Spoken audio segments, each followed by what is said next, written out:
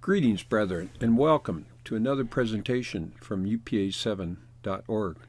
Today we're going to pick up a very important and long-standing controversy over the living spirit of prophecy. What is it? There's a big divide, and it doesn't seem it's going to reconcile. So what's the issue at hand? There are some Davidians that believe that the living spirit prophecy demands a living prophet today. Is that true? We're going to look at that. They're also making a claim that the Hunter's Manual proves that Brother Houteff is, quote, not, I repeat, not Jezreel and a typical Elijah or King David. So you may not have heard of this before, but we're going to look at that evidence. And then the question, is the golden bull a human instrumentality? Or is it something else? We're going to look at that.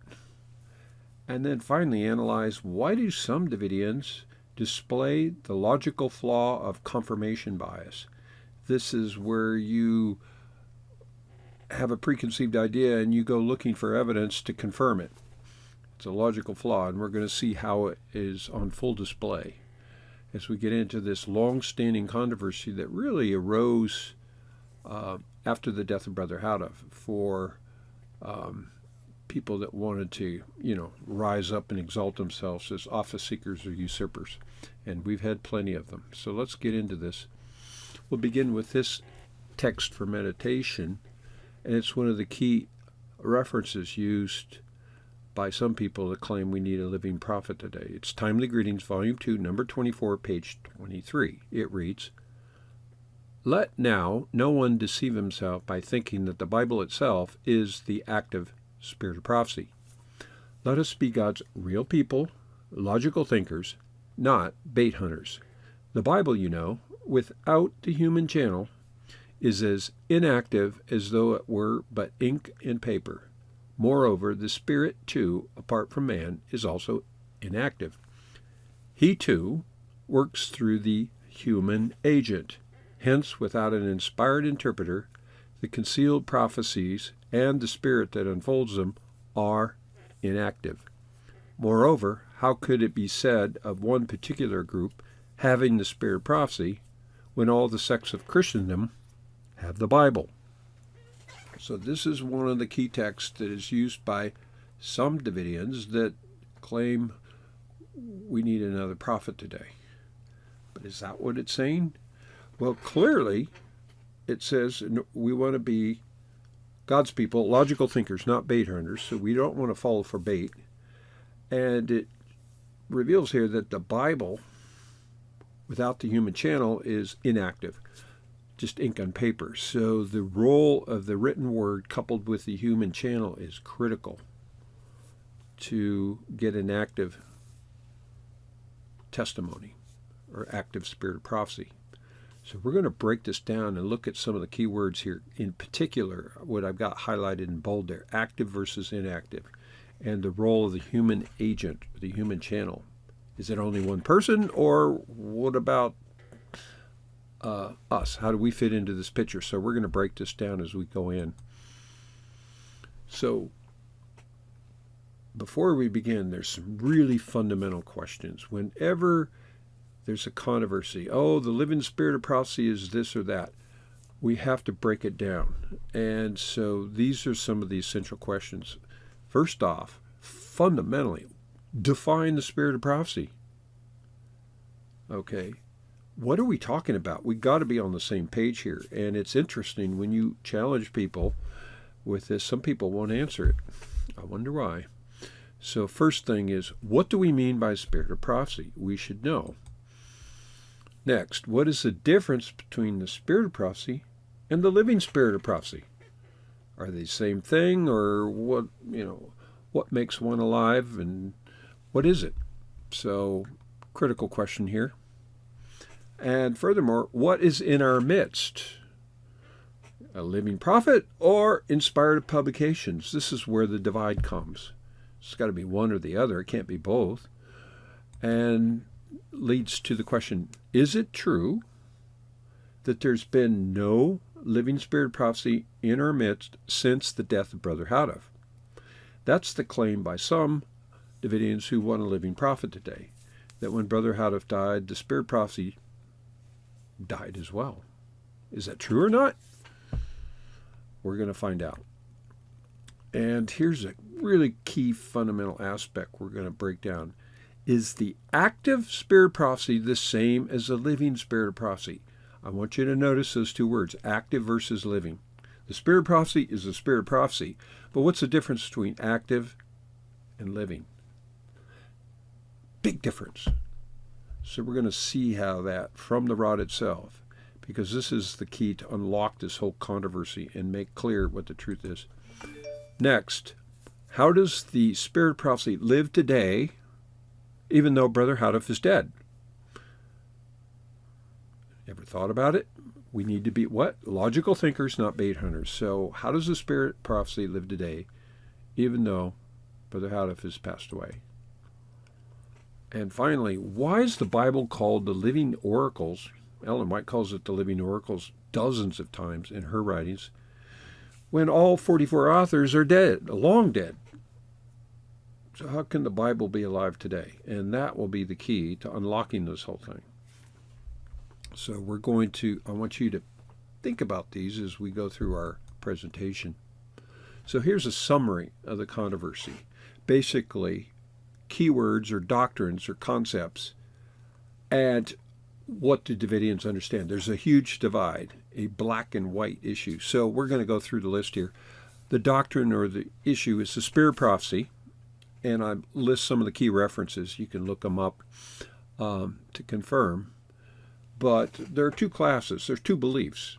And I'm going to classify one as 100% rod-only Davidians. Those are Davidians take the rod as it reads, don't add or subtract, and that will contrast with like what I'm going to call bait hunter Davidians. They're trying to confirm something because of their bias. They want to have a living prophet.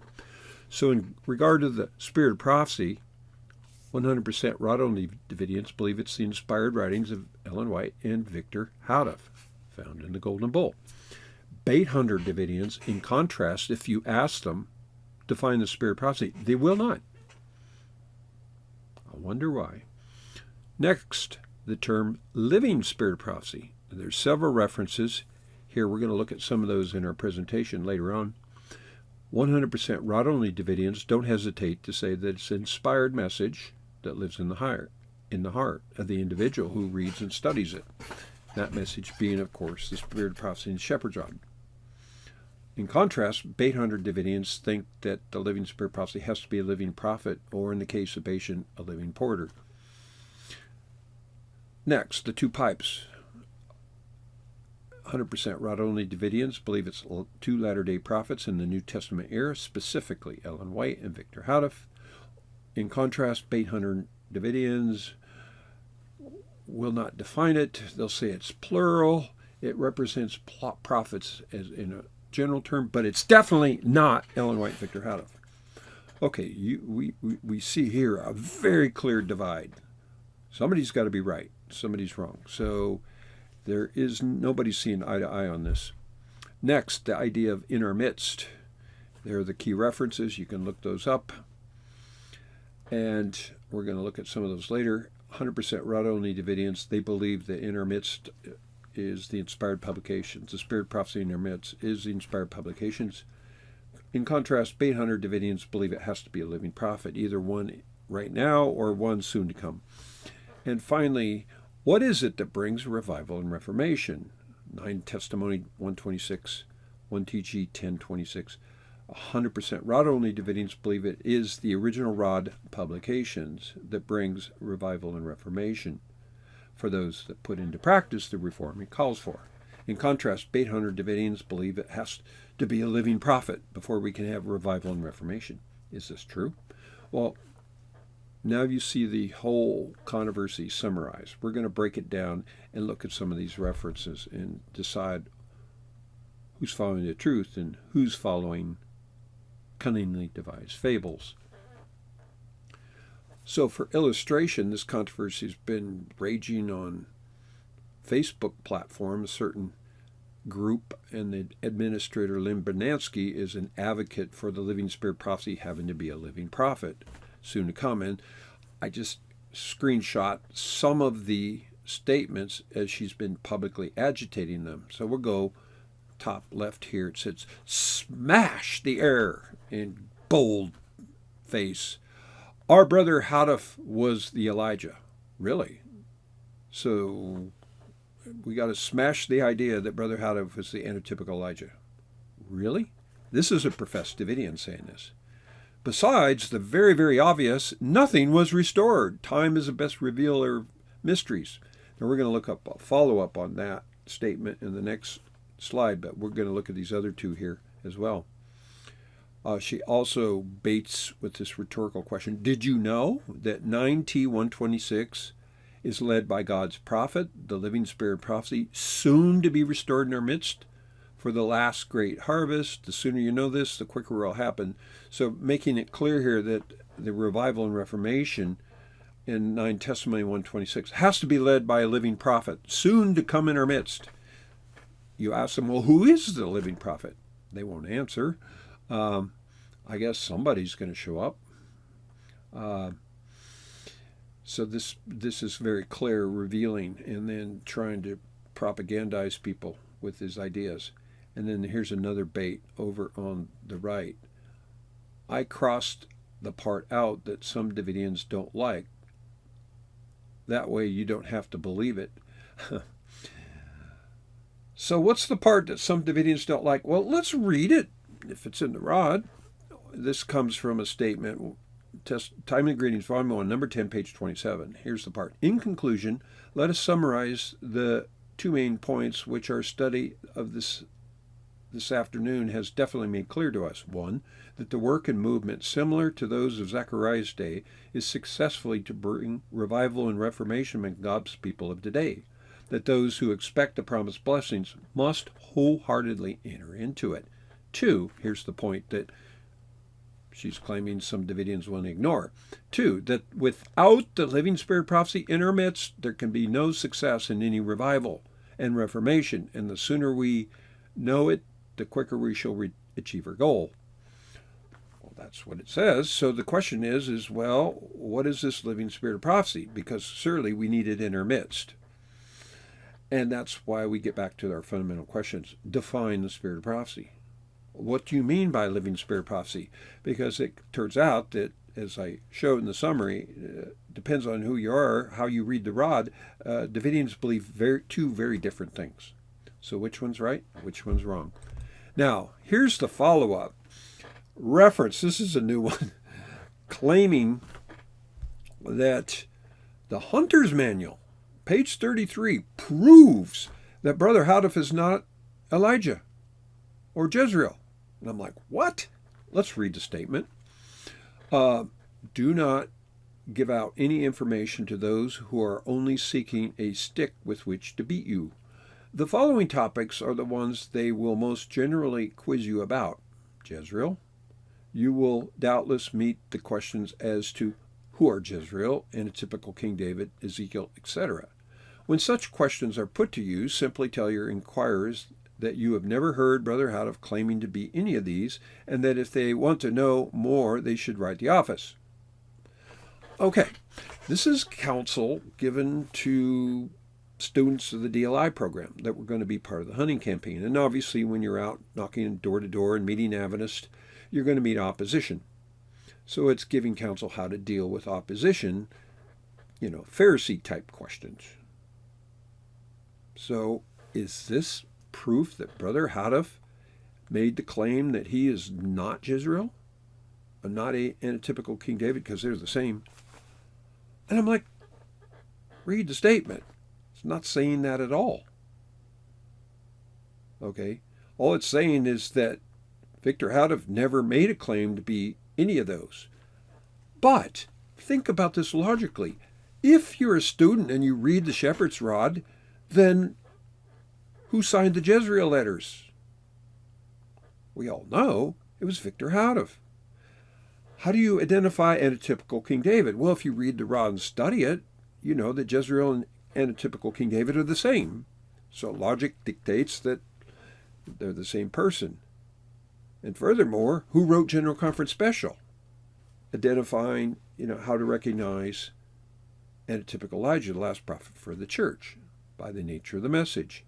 Anybody that reads the Rod knows that whoever wrote that tract was the one, and that's Victor Houteff. So how can you use this statement? I mean, this is counsel how to deal with Pharisees, Pharisaical questions. So if somebody comes and says, do you believe that, or tell me, who's this Jezreel, or who's antitypical King David? Now, if you're dealing with a Pharisee with a bait hunter question, your answer is, well, I never heard Brother Houteff claim that, or I've never seen him make that claim in his writings. So if you'd like to know, would you like to read the message for yourself? That way you can come to your own decision. That's why the counsel was have them write the office. What were they going to do at the office? Send them literature. Because that's the only way you can answer the question, who's Jezreel, or antitypical Elijah or David, is to study the message for yourself and pray about it and go by way of evidence. And wide-awake Davidians know that Victor Houteff is all of those. So this is not proof that he ever, quote, claimed that he could not be Elijah. This is absolute madness. This is classic bait hunting. This is confirmation bias. Furthermore, the Hunter's Manual is not part of the inspired canon of the Shepherd's Rod. It's an interesting document, but there isn't even an original that exists. There's fragments, and people put together portions of it. And it's certainly interesting to study, but there's no way that that statement here, given to these Bible workers, is proof that Victor Houteff is saying that he's not Elijah. This is utter madness. This is classic bait hunting. So let's move on. Here's another graphic posted on that Facebook group, DSDA. Do not deceive yourselves. God's true people prior to Ezekiel 9 will have the living spirit prophecy in their midst. Okay, at its face level, yes, that's true. But back up. What do you mean by the spirit of prophecy? They won't define it. And of course, to the bait hunters, that has to be a living prophet. But to the wide-awake 100% rod-only Davidians, the spirit of prophecy has to be the inspired writings that are put into practice by those that read and study the message, and therefore it becomes alive. So, which one's right? Which one's wrong? Here's another statement trying to claim that the rod's been around for 68 years and we have no vitality, no growth, so therefore it's obvious that the solution to this problem is to have a living prophet. And Bernansky makes this claim, the active spirit prophecy is a living person. Really? Quoting from Answer Book 3, page 60, upon the death of Sister White in 1915, the gift of inspiration, notice that word, the active spirit prophecy, we're going to look at that real closely, became quiescent or quiet, no longer manifesting itself for a time, with the church thus cut off from the very source of its life, as was the Jewish church from the death of Prophet Malachi to the rise of John the Baptist. How could it maintain its vitality and growth? Okay, so when Ellen White died, the spirit of prophecy was no more active. Does that mean it was dead? So let's think about this. Is the active spirit of prophecy, here's the key question, the same as the living spirit of prophecy? According to Lynn Bernansky, they are. Is that true? Let's break this down a little more carefully. If the spirit of prophecy is inactive, does it mean that it's dead? So that means if you read the writings of Ellen White and Victor Houteff, they have no effect on your life? That they're effectively dead? That it doesn't bring about revival and reformation? Really? Then how do we become candidates for the 144,000 if we don't revive our lives, like starting now? Or in the days that Brother Houteff published this, Answer Book 3, published in 1944? If people didn't revive and reform back then, how could they ever be saved? How could we be saved today? So let's look more carefully at the difference here between active and living. There's a big difference. And they fail to distinguish that. So what's the difference, active versus inactive? Let's get back to that prayer thought, that thought for meditation 2TG 24, page 23. It says, "Now let no one deceive himself by thinking that the Bible itself is the active spirit of prophecy. Let us be God's real people, logical thinkers, not bait hunters. The Bible, you know, without the human channel is as inactive as though it were but ink and paper. Moreover, the Spirit, too, apart from man, is also inactive. He, too, works through the human agent. Hence, without an inspired interpreter, the concealed prophecies and the Spirit that unfolds them are inactive. Moreover, how could it be said of one particular group having the spirit of prophecy when all the sects of Christendom have the Bible?"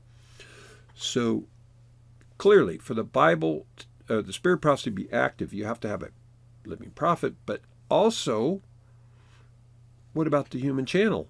Okay, you got not only prophet, but what about the people that listen to the prophet? Do they have a role to play? We're going to see how that works out. So let's pay attention here. Active versus inactive. We've got to define this carefully. Does this apply to the writings of Ellen White or Victor Houteff? The answer is no. Here's the proof. Timely Greetings, Volume 2, number 20, page 24. Let's read this. "There is but one thing that consists of 3 such parts, 2 sheep and a young cow, that is capable of keeping the world alive." Notice, whatever comes out of that sheep and 2 cows is capable of keeping the world alive. What is it? And that's the Bible, unfolded by what? The spirit of prophecy, the spirit that leads unto all truth. The 2 sheep, not being young and 2 of a kind, must be symbolical of the Bible itself, both Old and New Testaments. The cow, being young and larger in size, is obviously symbolical of something of later origin and more voluminous than the Bible itself. Hence, it is none other than the published works of the ever-living spirit of prophecy, the inspired interpretation of the Scriptures. Did you get that? It's the published works, Ellen White's writings. The cow is not a representation of Ellen White, the human being. It's a representation of her published body of works. And that is the ever-living spirit of prophecy. It's the inspired interpretation of Scriptures. That's what the rod says. Not a human being. It's their works, their published works. We're going to see this confirmed over and over. The golden bowl is the Word. Here's 2 statements from track 6, page 23. Says clearly then, the bowl in which the golden oil is stored symbolizes the storehouse of present truth, the Word interpreted. The only storehouse that contains what? Inspired comments on both testaments is the books of the spirit of prophecy. That's where the inspired comments go, into the bowl. Next, track 6, page 46. Throughout these pages, that is, the written text of the spirit of prophecy has, by the prophetic word, proved itself invulnerable to attack. It has vindicated itself not as a voice beginning with Moses and ending before John the Baptist, but as a what? Ever-living testimony, beginning with creation and continuing with the patriarchs Enoch, Noah, Abraham, Isaac, Jacob, then with the prophets, next with the apostles, and finally with the messengers of the Lord and our own day and on. You know that includes us, brethren? The ever-living testimony. The written word. Okay, the authors are long dead, but their testimony lives. The testimony of Enoch and Noah, Abraham, and Isaac still lives today, even though they're long dead in the grave. And it lives in the hearts of those that believe and practice the message they left. The inspired pages of spirit of prophecy. That's how it works. Do you realize that Ellen White identified her own writings as ever-living? Okay, they don't die. Here's a statement, Selected Messages, Volume 1, page 55, paragraph 5 says, "Abundant light has been given to our people in these last days. Whether or not my life is spared, my writings will constantly speak, and their work will go forward as long as time shall last. My writings are kept on file in the office, and even though I should not live, these words that have been given to me by the Lord will still have life and will speak to the people." That's the living spirit prophecy, friends. "But my strength is yet spared, and I hope to continue to do as much useful work that I may live until the coming of the Lord. But if I should not, I trust that it may be said of me, blessed are they the dead which die in the Lord from henceforth, yea, saith the Spirit, that they may rest from their labors, and their works do follow them. Revelation 14:13. So it's clear here. Ellen White is not immortal, but her writings are. They constantly speak. That's the living spirit of prophecy. It's unmistakable. Also, same book, Selected Messages, Volume 1, page 56, it says, never have the testimonies been more clearly brought forth before the people than those that have recently been traced by my pen. God bids me urge upon the attention of our people the importance of their study. Let this work begin now. Then, whether I'm permitted to labor or am laid away to rest until Jesus comes, these messages are immortalized. Do you get it? If something's immortal, it cannot die. There's no such thing as the dead spirit prophecy. There is only the living, and it's the inspired writings that live, not the prophet. So here's the key contrast where the bait hunter Davidians are failing to distinguish. There's a difference between alive versus living. The bait hunter Davidians believe that active is the same as living. In contrast, the 100% rod-only Davidians do not believe that active, they're different words. Active is not identical, the same word as living. So the active spirit prophecy means that the prophet was alive and contributing to the golden bowl. So Ellen White, all the way up until she died, in 1915, she died and the spirit prophecy became inactive because the prophet was no longer writing. So inactive spirit prophecy means that the prophet has died and no longer writing inspired comments. That's all. In contrast, the living spirit prophecy is immortal. That's a fact. So it can never die, nor be considered dead. You see the difference here? The writings live on, even though the prophet is inactive. Key concept here. You have to distinguish and rightly divide the word of truth. Active is not the same as living. Now, this is one of the big arguments. 68 years, Davidians have no effect. Why? The ground wire is required to be fused to the live wire. So, according to her, you have to connect the ground wire to the live wire. You have to have a living prophet. And she's quoting from 2TG 45, page 8. I'm just going to read the first two paragraphs. It says, since it is now clear as sunlight that the ever-unfolding, inspired interpretations of the Scriptures is the ever-living spirit of prophecy, the eyes of the church at work, then to be without these spiritual eyes is to walk, as it were, in dense darkness. The science of the process finds close analogy in that of the universally used electric current. Electricity goes into action only when the live wire, the positive, comes in contact with the ground wire, the negative. So it is that the church's contact with God's chosen instrument, the ground wire, fused with the Spirit of God, the live wire, which together represent the positive and negative, is what electrifies the church and thus opens a line of communication between the church and heaven. So the bait hunter Davidians think that the only way we can have a connection with heaven is if you've got a living prophet. Really? Think about this.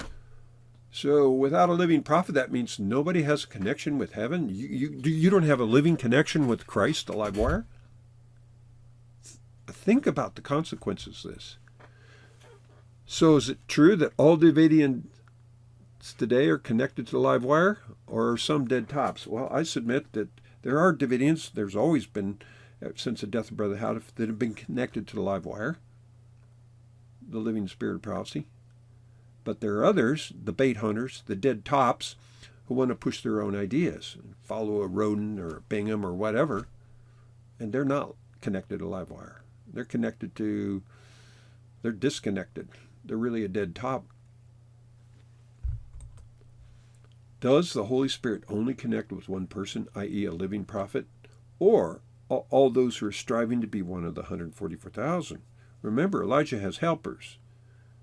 The hands of Zerubbabel. That's us. So in order to do our effective ministry, we have to be connected to the Holy Spirit. The problem in the last 68 years is not that we need another prophet. That's their solution. The problem is the Davidians don't study the rod like they should. They're following their own ideas, the sparks of their own kindling, so they mix truth and error. That's the problem. It's us, not the rod, not the inspired message. So, do the hands of Zerubbabel or Elijah's helper need to be connected to live wire? And the answer is absolutely yes. If you don't understand this, this is the key to really understanding how it is that the message is to advance today, even though we don't have a living prophet. Brother Houteff is the last prophet in the church. He's resting in the grave. So, but he has helpers, the hands of Zerubbabel. We have a video, a nice detailed video on that. You can check a link in the description box below to understand more of this period, the scattering time. There's no living prophet, but we have the living spirit prophecy, and we do have faithful Davidians that follow it. God has always had faithful representatives. Otherwise, the earth would be in total darkness. So the problem is that there are Davidians that are following their own ideas, and they're the ones that need to get connected to live wire and stop preaching heretical doctrines. So let's get to the golden bowl, because this is the essential element. And we all know the symbols. We've got 2 olive trees. This is how truth gets from the Bible ultimately to the golden candlestick, the church, through these apparatus, the 2 pipes, the 7 tubes, and the golden bowl called the spirit prophecy. So in this, here's the key concept. What symbols in this vision in Zechariah 4 represent human instrumentalities? I want you to think about that. Next, does the golden bowl itself, labeled right there in plain English, spirit of prophecy, does that represent a living human being? Yes or no? We got to know the answer. And if it doesn't, then what does it represent? And the answer is clear. It's not a human being. The spirit of prophecy is the writings of Ellen White and Victor Houteff, the 2 pipes that bring the oil into the bowl. That's the answer. But there's some Davidians that don't want to believe that. So here's a little graphic to point out the details. The 2 pipes represent 2 latter-day prophets, and there's only been 2 since, the New Testament era, irrefutable. And then they deposit the oil into the bowl, the inspired writings of the spirit of prophecy. And our role, as the hands of Zerubbabel or Elijah's helpers, is to draw oil out of the bowl, get your doctrine, what, brother, sister, from the bowl, and bring it to the church. That's how it works. That's how the truth gets from the Bible to the church. So I've asked Davidians oftentimes, where do you see yourself in this vision? And many of them can't even answer. I'm like, you should know. You're the tubes that are to get the doctrine out of the bowl. But the problem is many Davidians don't even know where they fit in the picture, and they don't get their doctrines from the golden bowl. They get it from the head bowl of somebody like Lennox Sam or Trevor Bingham. And that's why we have all the division in our midst. The problem is we don't follow the rod. It's not the problem that we need another prophet to make things worse, that when there's no room for them. There's only 2. Remember, 2 prophets, not 3, not 4. So we don't follow Rodin or Bashan that want to remove a tube or add tubes. No. Take the Bible as it reads. Take the vision as clearly 2 pipes, 2 prophets. No more, no less. So this is the spirit of prophecy, friends. Not those gentlemen standing there, C.C. Chrysler on the left or Arthur White in the middle, but the stack of books, the inspired large volume of the cow represented by that young cow, the writings of Ellen White, and then, of course, the original Shepherd's Rod, tracts 1 to 15, miscellaneous tracts, timely greetings, volume 1, volume 2, answer books 1 to 5, and the old symbolic codes. They ended with volume 10, number 2, 1954. This is the spirit of prophecy. It's irrefutable. So it's merely ink on paper, but coupled with the human channel, that's us, who put into practice the reforms these things call for, that becomes the living spirit of prophecy. Here's a collage of cover artwork of original rod tracts Beautiful stuff, and all of this is available for its very intended purpose to bring revival and reformation to the Seventh-day Adventist Church. And it begins with the individual. We cannot expect the collective to accept this. So yeah, it's going to look like things are not going to make any progress. But God has 7,000 haven't bowed their knee. And after purification, they will emerge, the 144,000 purified ministers. So this is not the spirit prophecy, the living spirit prophecy. This is rank imposter who photoshops himself over the image of the original B8, clock and B8. And of course, this is Lennox Sam, who adamantly makes the claim that Victor Houteff is not Elijah, not King David, or Jezreel. Why? Because he thinks he is. His people think he is. And this is the clear identification of a rank impostor.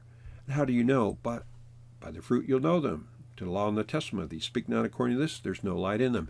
So Lennox Sam has been exposed. We've got multiple videos and blog posts, some of his false doctrines that prove he is a rank impostor. For example, the day of reckoning is a pre-purification amongst Davidians prior to Ezekiel 9. Of course, this is false.